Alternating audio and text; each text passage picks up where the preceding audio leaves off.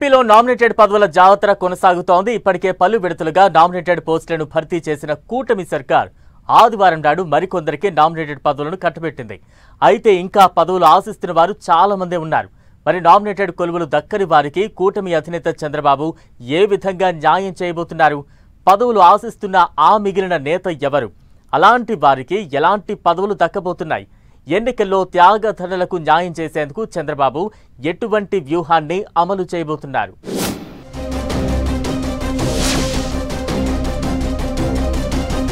ఏపీలో మరోసారి నామినేటెడ్ పదవులను కూటమి ప్రభుత్వం భర్తీ చేసింది. తాజాగా 22 కార్పొరేషన్లకు చైర్మన్లను నియమించింది.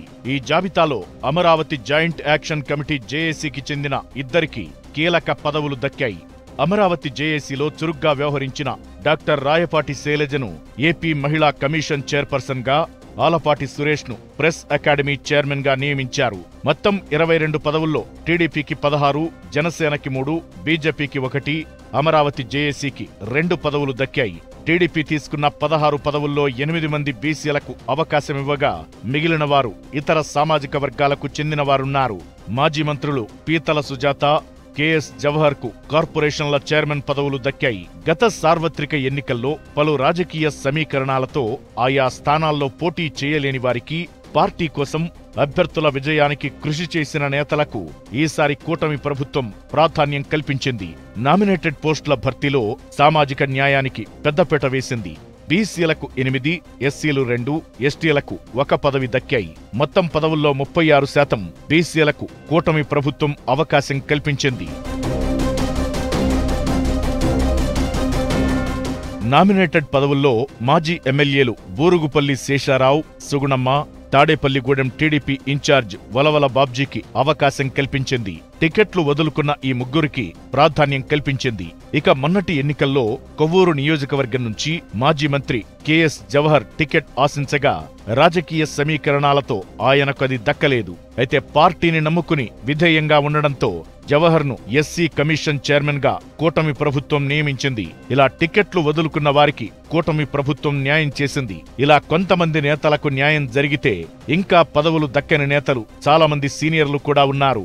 వీరిలో ముందు వరుసలో మాజీ మంత్రి దేవినేని ఉమా, గొట్టిపాటి రామకృష్ణ, బుద్దా వెంకన్న, టిడి జనార్దన్, గంభంపాటి రామ్మోహన్, పరుచూరి కృష్ణ, కొమ్మాలపాటి శ్రీధర్, నాగుల్ మీరా, మాజీ ఎమ్మెల్యే రామనాయుడు, నల్లపాటి రాము, ఎంఎస్ బేగ్, హనుమంతరావు, గంటా గౌతమ్, ఆశా, ఫతావుల్లా, కనపర్తి శ్రీనివాసరావు, చిరుమామిళ్ల మధు, ముద్రబోయిన వెంకటేశ్వరరావు, అన్నాబత్తుని జయలక్ష్మి, కలమట వెంకట్రమణ తదితరులు ఉన్నారు.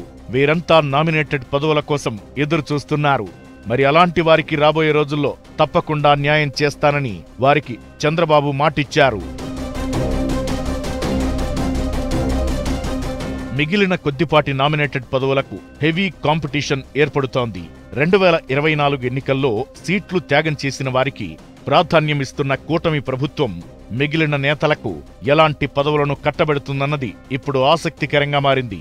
పిఠాపురం వర్మతో మరికొంతమంది నేతలు ఎమ్మెల్సీ స్థానాలను ఆశిస్తున్నారు. అయితే దామాషా ప్రకారమే పదవుల పంపకాలను చేపట్టారు చంద్రబాబు. అయితే పార్టీ కోసం కష్టపడిన వారందరికీ ఏదో విధంగా న్యాయం చేస్తానని చంద్రబాబు హామీ ఇస్తున్నారు. నామినేటెడ్ పదవులు ఇవ్వలేని వారికి పార్టీ పదవుల్లో అవకాశం కల్పిస్తామని చెబుతున్నారు.